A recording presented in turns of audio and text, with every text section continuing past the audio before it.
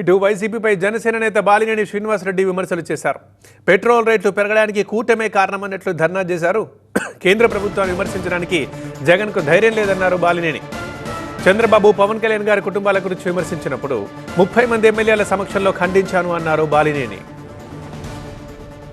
ఒకప్పుడు జగన్మోహన్ రెడ్డి గారు సోనియా గాంధీ ఎదిరించి పార్టీ పెట్టాడు అని చెప్పి ఏదో పొగిడారు. ఈరోజు కేంద్రం గురించి ఒక మాట మాట్లాడడానికి ధైర్యం లేదు అంటే ఏమైనా కేసులు ఏమైనా ప్రాబ్లం అవుతాయనా? ఏం చెప్పండి. పెంచింది ఎవరండి? మీరు చెప్పండి. ఎవరైనా ఆయిల్ పెంచేది ఎవరు? చంద్రబాబు గారు పెంచుతారా? కేంద్రం పెంచుతుందా? వాళ్ళ గురించి మాట్లాడే ధైర్యం లేదు, క్రెడిబిలిటీ లేదు, పోయింది.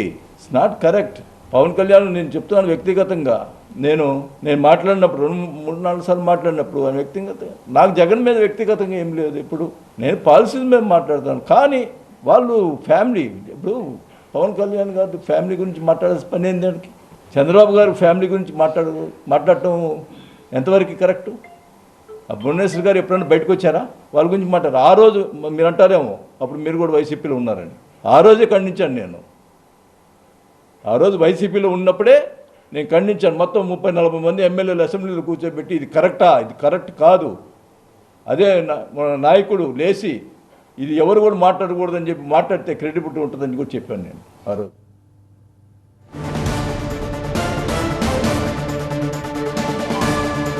మా బిగన్ అని ఇప్పుడు అంటున్నారు, మరి జగన్ సీఎంగా ఉన్నప్పుడు ఎందుకు చెప్పలేదు అని అడిగారు బాలినేని.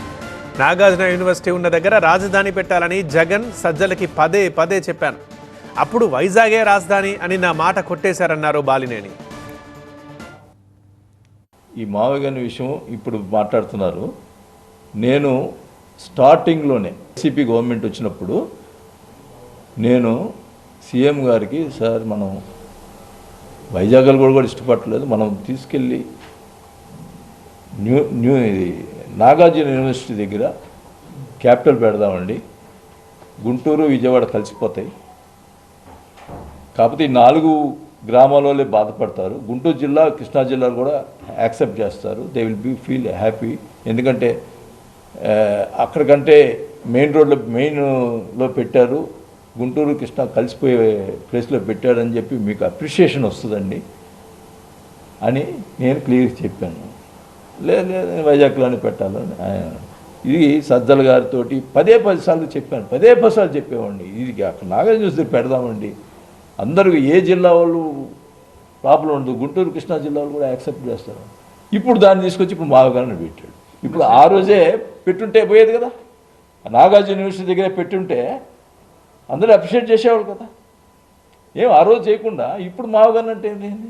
ఇప్పుడు మళ్ళీ మచిలీపట్నం కూడా తీసుకొచ్చాడు. అదేమంటే పోర్ట్ ఉంది కదా అక్కడ అని అంటారు, అంతే కదా.